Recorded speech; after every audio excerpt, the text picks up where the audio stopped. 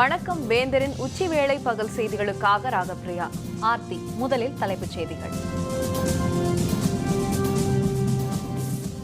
சசிகலா உள்ளிட்டோருக்கு 4 ஆண்டு சிறை, 4 பேருக்கும் தலா 10 கோடி ரூபாய் அபராதம். சசிகலா, இளவரசி சுதாகரன் ஆகியோர் குற்றவாளிகள் என தீர்ப்பு. பெங்களூரு நீதிமன்றத்தில் சரணடைய உத்தரவு. ஜெயலலிதாவின் நல்லாட்சி தொடரும், முதல்வர் பன்னீர்செல்வம் உறுதி. கட்சியின் நலன் கருதி முடிவெடுக்கவும் அதிமுக எம்எல்ஏக்களுக்கு முதல்வர் பன்னீர்செல்வம் வேண்டுகோள்.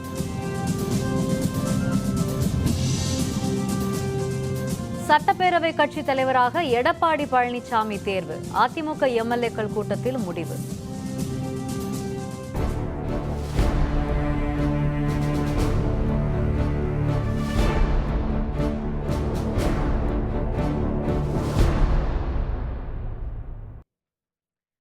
சொத்து குவிப்பு வழக்கில் சசிகலா உள்ளிட்டோர் குற்றவாளிகள் என்றும் அனைவருக்கும் விசாரணை நீதிமன்ற நீதிபதி குன்ஹா அளித்த 4 ஆண்டு சிறை தண்டனையை உறுதி செய்தும் உச்சநீதிமன்றம் தீர்ப்பளித்துள்ளது. ஜெயலலிதா, சசிகலா, இளவரசி சுதாகரன் ஆகியோருக்கு எதிரான சொத்து குவிப்பு வழக்கின் மேல்முறையீட்டில் சற்று முன் உச்சநீதிமன்ற நீதிபதிகள் பினாகி சந்திரகோஷ், அமிதவராய் ஆகியோரை கொண்ட அமர்வு தீர்ப்பளித்துள்ளது. சொத்து குவிப்பு வழக்கில் சசிகலா உள்ளிட்ட அனைவரையும் குற்றவாளிகள் என அறிவித்த நீதிமன்றம் அனைவருக்கும் 4 ஆண்டுகள் சிறை தண்டனையை உறுதி செய்தது. இந்த வழக்கில் முதல் குற்றவாளியான முன்னாள் முதல்வர் ஜெயலலிதா மறைந்து விட்டதால் அவரை வழக்கிலிருந்து விடுவித்து விட்டதாகவும் நீதிபதிகள் குறிப்பிட்டுள்ளனர். இரு நீதிபதிகளுமே ஒரே மாதிரியாக தீர்ப்பளித்துள்ளனர். எனவே தண்டனை உறுதி செய்யப்படுகிறது. விசாரணை நீதிமன்ற நீதிபதி மைக்கேல் டி குன்ஹாவின் தீர்ப்பை உறுதி செய்த நீதிமன்றம் அவர்களை விடுதலை செய்து உயர்நீதிமன்ற நீதிபதி குமாரசாமி அளித்த தீர்ப்பையும் உச்சநீதிமன்றம் ரத்து செய்தது. தண்டிக்கப்பட்ட ஒவ்வொருவருக்கும் தலா 10 கோடி ரூபாய் அபராதமும் விதிக்கப்பட்டுள்ளது. மூவரும் வருமானத்துக்கு அதிகமாக 211% அளவுக்கு சொத்து குவிப்பு செய்திருப்பது உறுதியாகியுள்ளதாக நீதிபதிகள் தெரிவித்துள்ளனர். மூவரும் குற்றவாளிகள் என்று அறிவிக்க இது ஒன்றே போதும் எனவும் நீதிபதிகள் தீர்ப்பில் குறிப்பிட்டுள்ளனர். குற்றவாளிகளுக்கு எவ்வித சலுகையும் காட்டக்கூடாது என்றும் நீதிபதிகள் அறிவுறுத்தியுள்ளனர். சசிகலா உள்பட மூவரும் உடனடியாக பெங்களூரு நீதிமன்றத்தில் சரணடைய வேண்டும் என்றும் நீதிபதிகள் அமிதவராய், பினாகி சந்திரகோஷ் குறிப்பிட்டுள்ளனர். சசிகலா உள்பட மூவருக்கும் 4 ஆண்டுகள் சிறை தண்டனை விதிக்கப்பட்டுள்ளதால் இவர்களில் யாரும் அடுத்த 10 ஆண்டுகளுக்கு தேர்தலில் போட்டியிட முடியாது. ஏற்கனவே 21 நாட்கள் சிறையில் இருந்துள்ளனர். மீதி காலத்துக்கு இவர்கள் அனைவரும் சிறையில் இருக்க வேண்டும். 4 ஆண்டு சிறை தண்டனை விதிக்கப்பட்டதால் சசிகலாவால் தேர்தலில் போட்டியிட முடியாது. இதன் மூலம் அவர் தமிழ்நாட்டின் முதல்வராகும் வாய்ப்பு அற்றுப்போய்விட்டது.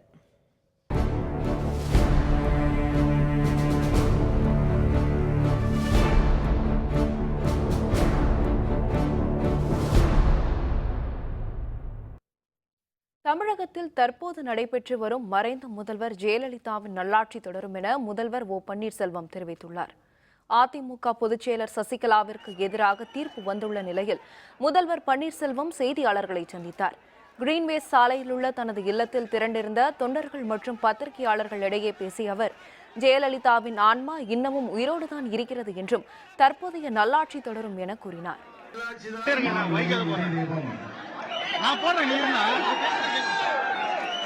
புரட்சி தலைவி அம்மா அவருடைய ஆன்மா இன்னும் உயிரோடுதான் இருக்கிறது. மாண்புமிகு அம்மாவுடைய ஆன்மா நமது நாட்டையும் நமது நாட்டு மக்களையும் உறுதியாக காப்பாற்றி நல்வழிப்படுத்தும் என்பதை இங்கு வருகை புரிந்திருக்கின்ற அனைத்திந்திய அண்ணா திராவிட முன்னேற்ற கழகத்தின் சார்ந்த அனைத்து கழகத்துடைய மூத்த முன்னோடிகளுக்கும் பொதுமக்களுக்கும் கழக உடன்பிறப்புகளுக்கும் மாண்புமிகு அம்மா அவர்கள் மீது மாறாத பாசமும் பற்றும் வைத்திருக்கின்ற அனைத்து பொறுப்பாளர்களுக்கும் பொதுமக்களுக்கும் என்னுடைய பணிவான நன்றி கலந்த வணக்கத்தினை இந்த நல்ல நேரத்திலே தெரிவித்துக் கொள்ள கடமைப்பட்டிருக்கின்றேன். மாண்புமிகு அம்மாவுடைய நல்லாட்சிதான் இப்பொழுதும் நடைபெற்றுக் கொண்டிருக்கிறது. தொடர்ந்து மாண்புமிகு இதயம் டாக்டர் புரட்சி தலைவி அம்மாவுடைய நல்லாட்சிதான் நடைபெறும்.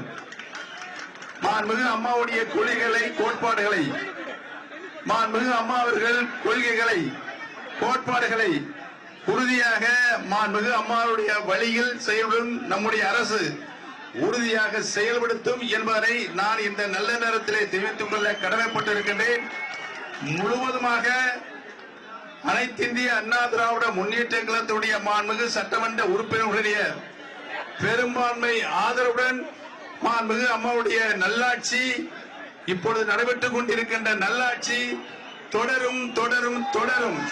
ஆகவே மாண்புமிகு அம்மா அவர்கள் நல்லாட்சி நடைபெற்றுக் கொண்டிருக்கிற தமிழகத்தில் அமைதியை நிலைநாட்டுவது நமது மிகப்பெரிய கடமையாகும்.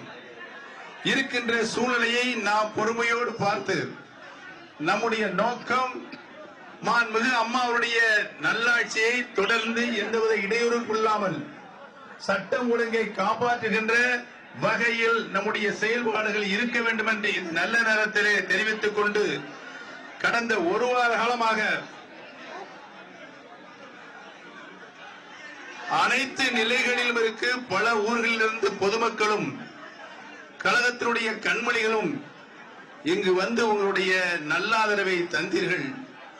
நல்லாதரவை தந்த அனைத்து பெருமக்களுக்கும், பொதுமக்களுக்கும், தாய்மார்களுக்கும், சகோதரிகளுக்கும், இளைஞர்களுக்கும், மாணவர்களுக்கும் என்னுடைய பணிவான நன்றியை உங்களுடைய பாதங்களில் வைத்து தலைவணிகிறேன்.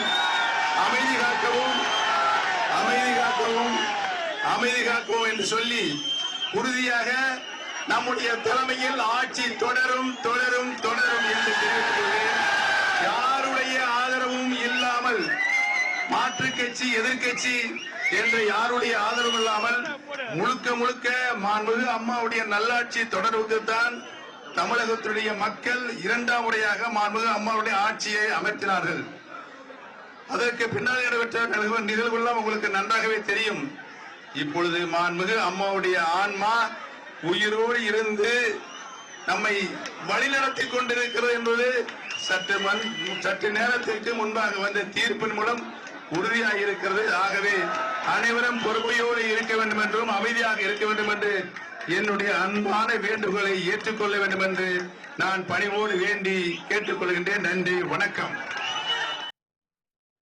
தற்போதுள்ள சூழலில் கட்சியின் நலன் கருதி எம்எல்ஏக்கள் முடிவெடுக்க வேண்டும் என முதல்வர் பன்னீர்செல்வம் வேண்டுகோள் விடுத்துள்ளார். சசிகலாவுக்கு சிறை தண்டனை விதித்து உச்சநீதிமன்றம் தீர்ப்பளித்துள்ள நிலையில் முதல்வர் ஓ பன்னீர்செல்வம் அறிக்கை ஒன்றை வெளியிட்டுள்ளார். யாரும் எதிர்பாராத வகையில் நடந்த ஒரு சில நிகழ்வுகளால் சில நாட்களாக அதிமுக ஆட்சி மீதமுள்ள ஆண்டுகளுக்கு தொடர்வதில் தற்காலிக இடையூறு மட்டும் ஏற்பட்டுள்ளதாக குறிப்பிட்டுள்ள முதல்வர் பன்னீர்செல்வம், மறைந்த முதல்வர் ஜெயலலிதாவின் ஆட்சி தொடருவதற்கு தேவையானவற்றை மனசாட்சிப்படி உடனடியாக மேற்கொள்ள வேண்டியது அனைவரின் கடமை என்றும் தெரிவித்துள்ளார். தற்போது ஏற்பட்டுள்ள மனக்கசப்பை கடந்து அனைவரும் ஒற்றுமையுடன் செயல்படுவோம் என குறிப்பிட்டுள்ளார்.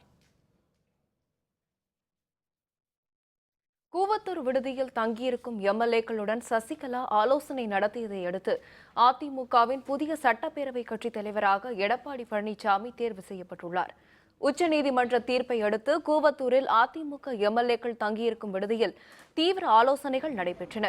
ஏற்கனவே சட்டமன்ற கட்சி தலைவராக தேர்ந்தெடுக்கப்பட்டிருந்த சசிகலா தண்டனை காரணமாக முதல்வராக பொறுப்பேற்க முடியாத நிலை ஏற்பட்டதால் சட்டமன்ற கட்சிக்கு மற்றொரு தலைவரை தேர்ந்தெடுக்கும் பணிகள் தொடங்கின. மூத்த நிர்வாகிகளுடனும் எம்எல்ஏக்களுடனும் பொதுச் செயலர் சசிகலா ஆலோசனை நடத்தினார். பல்வேறு பெயர்களும் பரிசீலிக்கப்பட்ட நிலையில் சட்டமன்ற கட்சி தலைவராக எடப்பாடி பழனிசாமி தேர்ந்தெடுக்கப்பட்டார். மேலும் அதிமுகவின் அடிப்படை உறுப்பினர் பொறுப்பிலிருந்து முதல்வர் பன்னீர்செல்வம் நீக்கப்பட்டுள்ளதாகவும் அறிவிக்கப்பட்டுள்ளது. இதனிடையே 4 அரசு பேருந்துகள் விடுதிக்குள் கொண்டு வரப்பட்டன. எம்எல்ஏக்களை வெளியில் அழைத்துச் செல்ல இவை கொண்டு வரப்பட்டிருக்கலாம் என கருதப்படுகிறது. மாண்புமிகு அமைச்சர் அண்ணன் திண்டுக்கல் சீனிவாசன் அவர்கள் அனைத்து இந்திய அண்ணா திராவிட முன்னேற்ற கழகத்தினுடைய சட்டமன்ற கட்சி தலைவராக எடப்பாடி கே பழனிசாமி என்னை சட்டமன்ற கட்சி தலைவராக ஒருமனதாக தேர்ந்தெடுத்தார்கள் என்பதை இந்த நேரத்தில் தெரிவித்துக் கொள்கின்றேன். மாண்புமிகு அம்மாவுடைய அரசை அமைப்பதற்கு ஆளுநர் அவரிடத்தில் கடிதம் அனுப்பியுள்ளோம். உரிமை கோரும் கடிதம் அனுப்பியுள்ளோம். அவர் அழைப்புக்காக எதிர்நோக்கிக் கொண்டிருக்கின்றோம். மாண்புமிகு சின்னம்மா அவர்கள் அனைத்து சட்டமன்ற உறுப்பினர்களுடைய ஏகோபித்த ஆதரவோடு அனைத்து இந்திய அண்ணா திராவிட முன்னேற்றத்தினுடைய சட்டமன்ற குழு தலைவராக என்னை ஒருமனதாக தேர்ந்தெடுத்துள்ளார் என்பதை மீண்டும் வலியுறுத்தி தெரிவித்துக் கொள்கின்றேன். சொத்து குவிப்பு வழக்கில் குற்றவாளி என தீர்ப்பு அளிக்கப்பட்டுள்ளதால் சசிகலா முதல்வராக முடியாத சூழல் ஏற்பட்டுள்ளது. அதிமுக எம்எல்ஏக்கள் தங்க வைக்கப்பட்டுள்ள கூவத்தூர் தங்கும் விடுதியில் சசிகலா ஆலோசனை மேற்கொண்டார். இது பற்றிய விரிவான விவரங்களை தொலைபேசி வாயிலாக நமது செய்தியாளர் பாஸ்கரன் தர கேட்கலாம். பாஸ்கரன், எம்எல்ஏக்கள் கூட்டத்திற்கு பிறகு எடப்பாடி பழனிசாமியை அதிமுக சட்டமன்ற கட்சி தலைவராக தேர்ந்தெடுத்துள்ளார்கள். இந்த தகவல் ஆளுநருக்கும் கொடுக்கப்பட்டுள்ளதாக தகவல் வந்திருக்கிறது. இதை அடுத்து அங்குள்ள நிலவரம் என்ன பாஸ்கரன்? தமிழகத்தில் கடந்த சில வாரங்களாகவே அதிமுகவின் ஆட்சி அதிகாரம் யாருக்கு என்ற சூழ்நிலை நிலவி வந்தது. இந்நிலையில் காஞ்சிபுரம் அடுத்த கூவத்தூரில் உள்ள தனியார் தங்கும் விடுதியில் கடந்த புதன்கிழமை 100க்கும் மேற்பட்ட சசிகலா ஆதரவாளர்கள் என கூறப்பட்ட சட்டமன்ற உறுப்பினர்கள் கடந்த 7 நாட்களாக தங்கியுள்ளனர். இந்நிலையில் கடந்த 3 நாட்களாக அதிமுகவின் பொதுச் செயலாளரான சசிகலா கடந்த 3 தினங்களாக மாலையில் வந்து சட்டமன்ற உறுப்பினர்களுடன் ஆலோசனை நடத்தியுள்ளார்.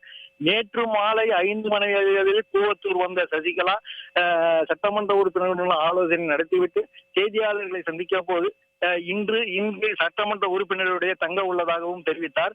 இந்நிலையில் இன்று காலை பெங்களூரில் நடைபெற்று வந்த சொத்து குவிப்பு வழக்கில் சசிகலா உள்ளிட்ட 3 பேர் குற்றவாளி என காலை 10:30க்கு தீர்ப்பு வெளியானதை அடுத்து அந்த கூவத்தூர் தங்கும் விடுதி பரபரப்பு ஏற்பட்டது. இந்நிலையில் அந்த காஞ்சிபுரம் மத்திய மாவட்ட ஐஜி வரதராஜ் மற்றும் வடக்கு மண்டல மாவட்ட ஐஜி செந்தாமரை கண்ணன் உள்ளிட்ட 6 மாவட்ட எஸ்பிகள் மற்றும் அதிரடி வீரர்கள் என 3000க்கும் மேற்பட்ட காவலர்கள் உடனடியாக தங்கும் விடுதியில் வந்து சேர்ந்தனர். மேலும் அந்த தங்கும் விடுதியை தங்கள் கட்டுப்பாட்டுகள் எடுத்துக்கொண்டனர். இந்த நிலையில் காஞ்சிபுரம் மாவட்ட வருவாய் அலுவலரான சௌரிராஜன் மற்றும் உள்ளிட்ட வருவாய்த்துறையினரும் தங்கும் விடுதியில் வந்து சேர்ந்து ஆலோசனை மேற்கொண்டு வருகிறார். இந்நிலையில் கூவத்தூரில் தங்கும் விடுதியில் உள்ள சட்டமன்ற உறுப்பினருடன் சசிகலா தீர்ப்பு வெளியான பின் ஆலோசனை கூட்டம் நடத்தி வந்தார். அந்த கூட்டத்தில் சட்டமன்ற கட்சி குழு தலைவராக திரு எடப்பாடி பழனிசாமியை தேர்வாகி உள்ளதாகவும் இது குறித்து கவர்னருக்கு ஆட்சி அமைக்க கோரும் கடிதம் ஒன்றை வெளியிட்டு கட்சியின் அவைத்தலைவராக தேர்ந்தெடுக்கப்பட்டுள்ள செங்கோட்டையன் அங்கிருந்த பத்திரிகையாளரிடம் காண்பித்தார். மேலும் தற்போதும் அந்த அமைச்சருடன் ஆலோசனையில் சசிகலா ஈடுபட்டுள்ளார். மேலும் இது போன்ற சூழ்நிலையில் கூவத்தூர் முழுவதும் காவல்துறையினரும் தங்கும் விடுதியில் உள்ள பத்திரிகையாளர்களும் குவிந்து உள்ளனர். மேலும் அடுத்த கட்ட நடவடிக்கை குறித்தும் தொடர்ந்து ஆலோசனைகள் தற்போதும் நடைபெற்று வருகிறது. இன்று மாலை 4 மணி அளவில் இந்த விடுதியிலிருந்து சசிகலா பெங்களூர் செல்ல உள்ளதாகவும் சில தகவல்கள் தெரிவிக்கின்றன. நன்றி பாஸ்கரன், தகவல்களுக்கு நன்றி. அதிமுக பொதுச் செயலர் சசிகலா தம்மை முதல்வர் பதவியேற்க அழைக்குமாறு ஆளுநர் வித்யாசாகர் ராவுக்கு கோரிக்கை விடுத்திருந்தார். இதனிடையே சொத்து குவிப்பு வழக்கில் அவர் குற்றவாளி என தீர்ப்பு அளிக்கப்பட்டுள்ளதால் சசிகலா முதல்வராக முடியாத சூழல் ஏற்பட்டுள்ளது. இந்த நிலையில் ஆளுநரின் முடிவை தமிழகம் உற்று நோக்கி வருகிறது. இது பற்றிய விரிவான விவரங்களை தருகிறார் நமது செய்தியாளர் விக்னேஷ். பரபரப்பான அரசியல் சூழலில் தமிழக ஆளுநர் என்ன மாதிரியான ஒரு அறிவிப்பை வெளியிடுவார் என்பதுதான் அனைவரின் எதிர்பார்ப்பாக இருக்கிறது. அதாவது கடந்த 1 வார காலமாகவே தமிழகத்தில் ஒரு அசாதாரண சூழல் நிலவி வருகிறது. அதிமுகவின் பொதுச் செயலாளர் சசிகலாவுடன் ஏற்பட்ட அதிருப்தி காரணமாக தமிழக முதல்வர் ஓ பன்னீர்செல்வம் வெளியே வந்து அவருக்கு பல்வேறு தரப்பினர் தொடர்ந்து ஆதரவு அளித்து வந்த நிலையில் 1 வார காலம் ஆகியும் ஆளுநர் தரப்பிலிருந்து எந்த ஒரு அறிக்கையோ வராத சூழ்நிலையில் ஆளுநர் யாரை ஆட்சி அமைக்க உரிமை கோருவார் என்றெல்லாம் ஒரு எதிர்பார்ப்பு நிலவி வந்தது. இதில் தமிழக ஆளுநராக இருக்கக்கூடிய பொறுப்பு வகிக்கின்ற வித்யாசாகர் ராவ் இந்த உச்சநீதிமன்றத்தில் இன்று, அதாவது அதிமுக பொதுச் செயலாளர் இருக்கக்கூடிய சசிகலா மீதான சொத்து குவிப்பு வழக்கில் மேல்முறையீட்டு மனு மீதான தீர்ப்பு இன்று உச்சநீதிமன்றத்தால் வெளியிடப்பட்டிருக்கிறது. இந்த தீர்ப்புக்காகத்தான் அவர் இந்த காலதாமதம் ஆகிறது என்று அரசியல் விமர்சகர்கள் எல்லாம் தெரிவித்து வந்த நிலையில் இன்று தீர்ப்பு வெளியிடப்பட்டிருக்கிறது. தற்பொழுது ஆளுநர் என்ன மாதிரியான ஒரு முடிவை எடுக்கப் போகிறார் என்ற எதிர்பார்ப்பு நிலவி இருக்கிறது. தமிழக ஆளுநர் மத்திய உள்துறை அமைச்சகத்திடம் கண்டிப்பாக ஆலோசனை நடத்துவார் என்ற எதிர்பார்ப்பும் இருக்கிறது. இன்று மாலைக்குள்ளோ அல்லது நாளையோ ஒரு முக்கிய முடிவை தமிழக ஆளுநர் எடுக்க போகிறார். இதன் காரணமாக தற்பொழுது ஆளுநர் மாளிகைக்கு வெளியே ஒரு பரபரப்பான சூழல் நிலவி இருக்கிறது. இதன் காரணமாக ஆளுநர் மாளிகைக்கு சுற்றிலுமாக தமிழக பாதுகாப்பு பலப்படுத்தப்பட்டிருக்கிறது. அதாவது 100க்கும் அதிகமான காவல்துறையினர் பாதுகாப்பு பணியில் ஈடுபடுத்தப்பட்டுள்ளனர். எந்த நேரத்திலும் ஆளுநரிடமிருந்து அறிவிப்பு வெளிவரலாம் என எதிர்பார்க்கப்படுகிறது. வேந்தர் செய்திகளுக்காக ஆளுநர் மாளிகை வளாகத்தில் இருந்து ஒளிப்பதிவர் சிவாவுடன் எஸ் விக்னேஷ். சொத்து குவிப்பு வழக்கில் சசிகலா உள்ளிட்ட 3 பேருக்கு 4 ஆண்டு சிறை தண்டனை விதித்து உச்சநீதிமன்றம் இன்று தீர்ப்பளித்துள்ளது. இதனையடுத்து சென்னை போயஸ் இல்லம் அமைந்துள்ள பகுதி வெறிச்சோடி காணப்பட்டது. இது பற்றிய விரிவான விவரங்களை தருகிறார் நமது செய்தியாளர் சையத். தமிழக முன்னாள் முதல்வர் ஜெயலலிதா, அதிமுக பொதுச் செயலாளர் சசிகலா, அவர்களது உறவினர்கள் இளவரசி சுதாகரன் ஆகியோரின் சொத்து குவிப்பு வழக்கின் மேல்முறையீட்டு விசாரணை மீதான தீர்ப்பு உச்சநீதிமன்றத்திலிருந்து இன்று காலை 10:30 மணிக்கு வழங்கப்பட இருக்கிறது என்ற தகவல் கிடைத்த நிலையிலே இன்று காலையிலிருந்தே அதிமுக தொண்டர்கள் போயஸ் தோட்டமான அதிமுக பொதுச் செயலாளர் இல்லமான போயஸ் தோட்ட இல்லத்திற்கு வரத் தொடங்கினார்கள். இருந்தபோதிலும் அவர் நேற்று மாலையே கூவாத்தேரில் உள்ள சொகுசு விடுதிக்கு சென்றுவிட்ட நிலையில் குறைவான அதிமுக தொண்டர்களே போயஸ் தோட்ட இல்லத்திற்கு வந்து கொண்டிருந்தார்கள். இந்த நிலையில் காலை 10:30 மணிக்கு தீர்ப்பு அறிவிக்கப்பட்டது. அப்போது இவர்கள் விடுதலை செய்யப்பட்டு விட்டதாக ஒரு தவறான தகவல் பரப்பப்பட்ட நிலையில் அதிமுக தொண்டர்கள் உற்சாகமாக அடைந்தனர்.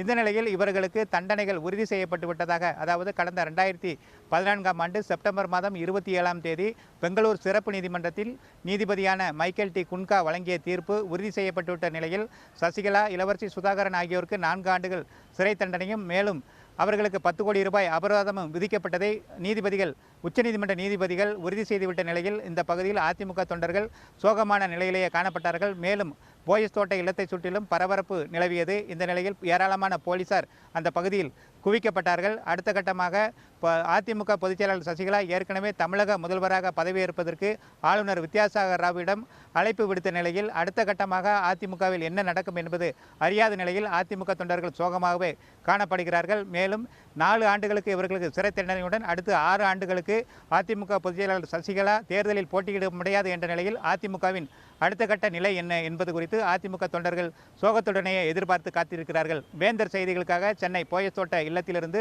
ஒளிப்பதிவாளர் பங்காருவுடன் சையது. சசிகலா உள்ளிட்டோருக்கு சிறப்பு நீதிமன்றம் விதித்த தீர்ப்பை உறுதி செய்து உச்சநீதிமன்றம் தீர்ப்பளித்திருப்பது வரவேற்கத்தக்கது என்று கர்நாடக மாநில அரசு தரப்பு வழக்கறிஞர் PV ஆச்சாரியா தெரிவித்துள்ளார். பெங்களூருவில் செய்தியாளர்களுடன் பேசிய அவர், ஒருவர் எவ்வளவு சக்தி மிகுந்தவராக இருந்தாலும் சட்டம் தனது கடமையை செய்யும் என்பது நிரூபிக்கப்பட்டிருப்பதாக தெரிவித்தார். நீதி நிலைநாட்டப்பட்டுள்ளதாக அவர் மேலும் தெரிவித்தார். Justice has been done in this case. Even an accused who is very powerful both in terms of money and power and other influence cannot escape from the clutches of law. And it shows that in our country judiciary is independent and powerful. இதனிடையே உச்சநீதிமன்ற தீர்ப்பு பற்றி கருத்து தெரிவித்துள்ள அரசியல் சட்ட வல்லுநர்கள் 4 ஆண்டு தண்டனை உறுதி செய்யப்பட்டிருப்பதால் அவர் 10 ஆண்டு காலம் தேர்தல்களில் போட்டியிட முடியாது என்று தெரிவித்துள்ளனர். So far she is concerned, for 10 years she should forget any political opportunity and political office because she cannot contest now during the term of her imprisonment, and also for 6 years further there is disqualification because of this conviction for corruption. Therefore, for 10 years, she cannot aspire to become a candidate also. But if she has got her following and who want to support her, through them she can continue to be active in politics, but not directly, but indirectly she can be. That's all. சொத்து குவிப்பு வழக்கில் வரலாற்று சிறப்புமிக்க தீர்ப்பு. திமுக செயல் தலைவர் மு க ஸ்டாலின் கருத்து. விவரம் விளம்பர இடைவேளைக்கு பிறகு.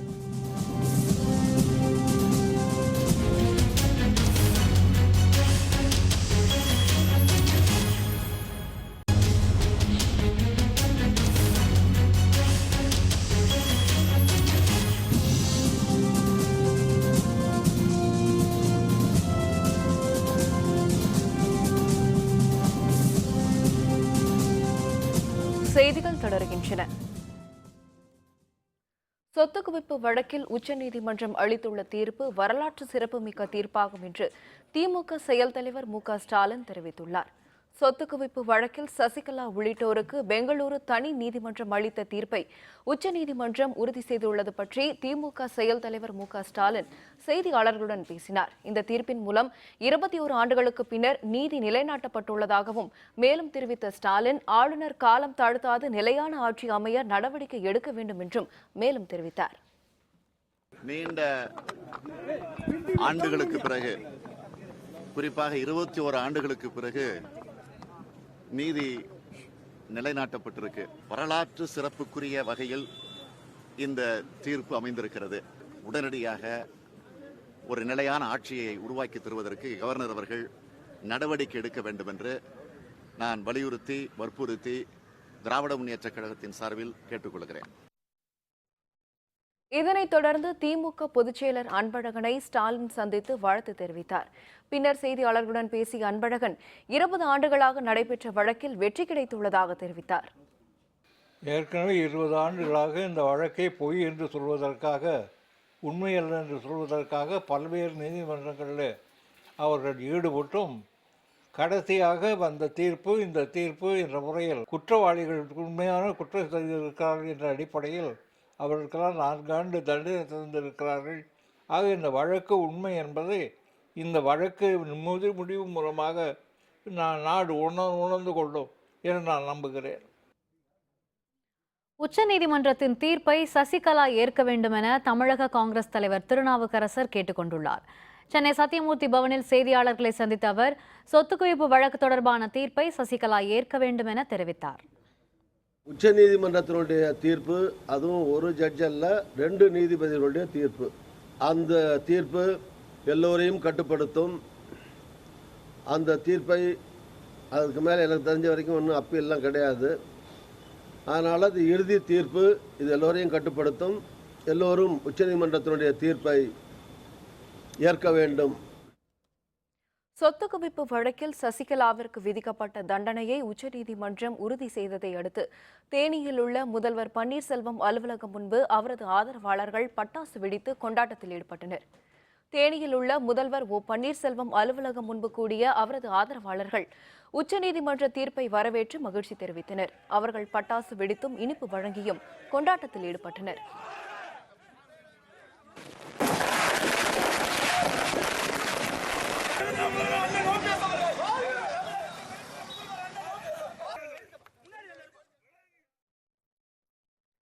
சொத்து குவிப்பு வழக்கில் சசிகலா உள்ளிட்டோருக்கு விதிக்கப்பட்ட தண்டனையை உச்சநீதிமன்றம் உறுதி செய்ததை அடுத்து திருநெல்வேலியில் பொதுமக்கள் பட்டாசு வெடித்து கொண்டாடினர்.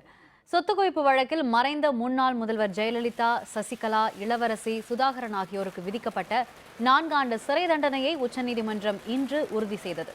இதனை திருநெல்வேலி மாநகர் ரெய்நிலையா சாலையில் பொதுமக்கள் பட்டாசு வெடித்தும் இனிப்புகள் வழங்கியும் கொண்டாடினர். அப்போது பாதுகாப்பு பணியில் ஈடுபட்டிருந்த காவல்துறையினர் பட்டாசு வெடிக்க எதிர்ப்பு தெரிவித்ததால் காவல்துறையினருக்கும் பொதுமக்களுக்கும் இடையே வாக்குவாதம் ஏற்பட்டது.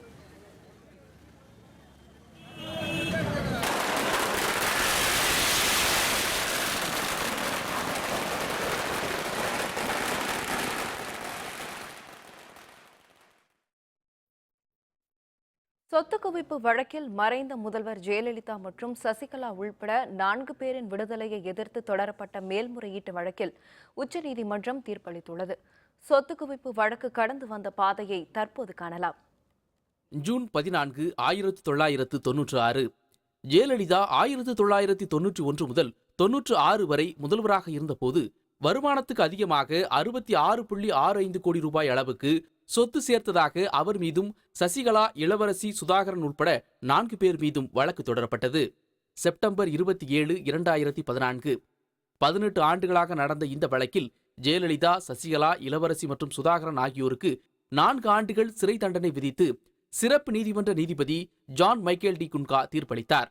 ஜெயலலிதாவிற்கு 100 கோடி ரூபாய் அபராதமும், சசிகலா உட்பட மற்ற 3 பேருக்கும் தலா 10 கோடி ரூபாய் அபராதமும் விதிக்கப்பட்டது.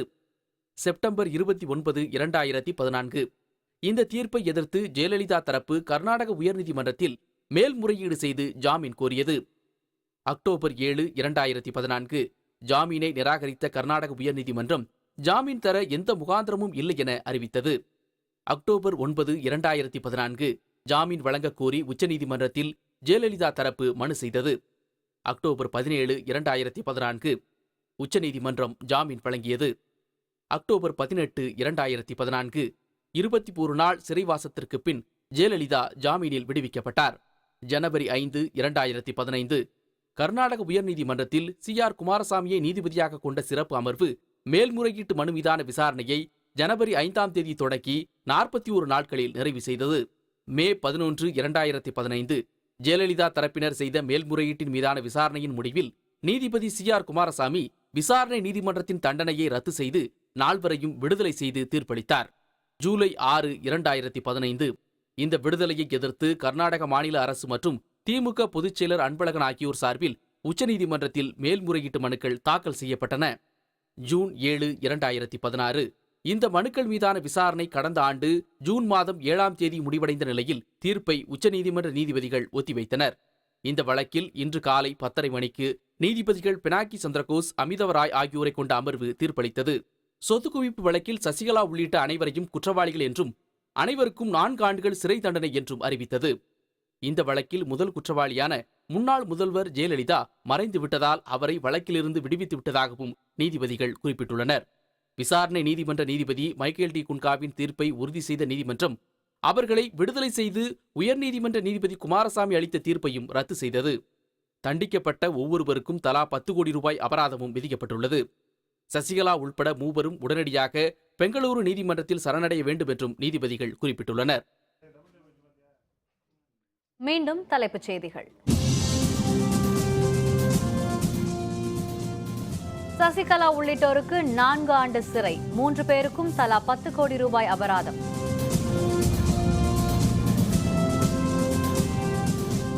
சசிகலா, இளவரசி சுதாகரன் ஆகியோர் குற்றவாளிகள் என தீர்ப்பு. பெங்களூரு நீதிமன்றத்தில் சரணடைய உத்தரவு.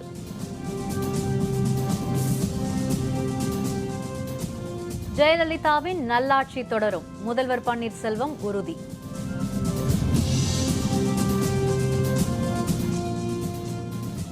கட்சியின் நலன் கருதி முடிவெடுக்கவும் அதிமுக MLA-க்களுக்கு முதல்வர் பன்னீர்செல்வம் வேண்டுகோள்.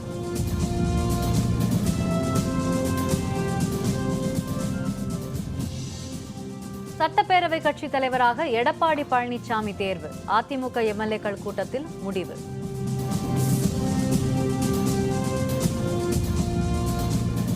இத்துடன் வேந்தரின் உச்சிவேளை பகல் செய்திகள் நிறைவடைந்தன. மீண்டும் மாலை 5:30 மணிக்கு வேந்தரின் அந்திமாலை தொடர் செய்திகளில் சந்திப்போம். வணக்கம்.